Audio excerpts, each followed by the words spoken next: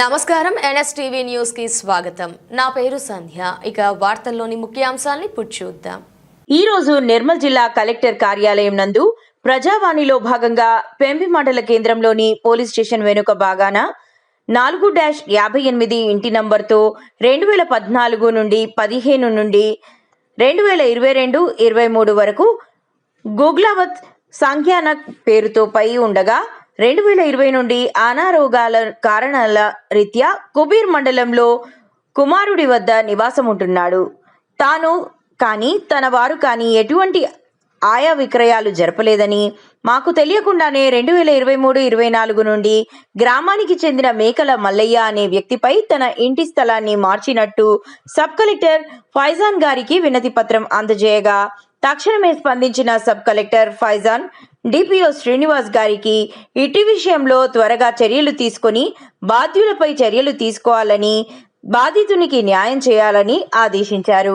Justice for world human rights council national chairman doctor Kuppula Vijay Kumar గారి ఆదేశానుసారము ఈరోజు నేను పెంబి గ్రామానికి చెందినటువంటి ఒక వృద్ధుడు 2014వ సంవత్సరం నుండి మరి 2023వ సంవత్సరం వరకు గుగ్లావత్ సంఖ్యానాయక్ అనేటటువంటి ఈ వృద్ధుడి పేరు మీద పెంబిలోని పోలీస్ స్టేషన్ వెనుకాల ఉన్నటువంటి ప్రాంతంలో ఇల్లు ఖాళీ స్థలం అనేటువంటిది ఉండేది.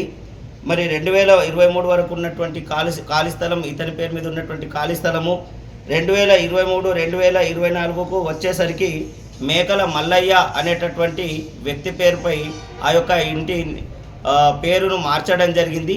కాబట్టి ఇట్టి పేరు మార్చడానికి గల కారణాలు, మరి మార్చినటువంటి అధికారులు ఎవరో అనేటువంటిది తెలుసుకోవడానికి నిర్మల్ జిల్లా సబ్ కలెక్టర్ గారికి ఈరోజు మేము వినతి పత్రము అందించడం జరిగింది.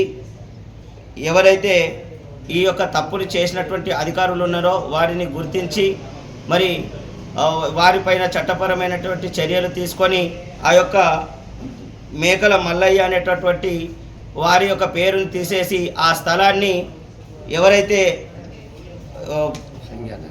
గుగ్లావత్ సంఖ్యానాయక్ గారు ఉన్నారో వారికి చెందే విధంగా అధికారులు చేయవలసిందిగా కోరడంతో మరి సబ్ కలెక్టర్ గారు వెంటనే స్పందించి డిపిఓ శ్రీనివాస్ సార్ గారికి ఈ యొక్క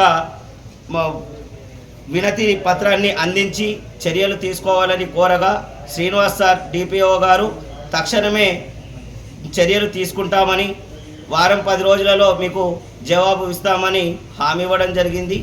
మరి ఈ విధంగా అధికారులు అనేటువంటిది ఇలా పేర్లు అంటే ఎవరి యొక్క సంతకాలు లేకుండా, ఏం లేకుండా, వారసుల యొక్క సంతకాలు లేకుండా మార్చితే మరి సామాన్యుల పరిస్థితి అనేటువంటిది ఎలా ఉంటుంది అనేటువంటిది అర్థం చేసుకోవాలని కోరుకుంటూ, అధికారులు ఇటువంటి చర్యలకు పాల్పడకూడదని, ఒకవేళ పాల్పడ్డట్టయితే వారిపైన చట్టపరమైనటువంటి చర్యలు తీసుకోవాలని కోరుకుంటున్నాము.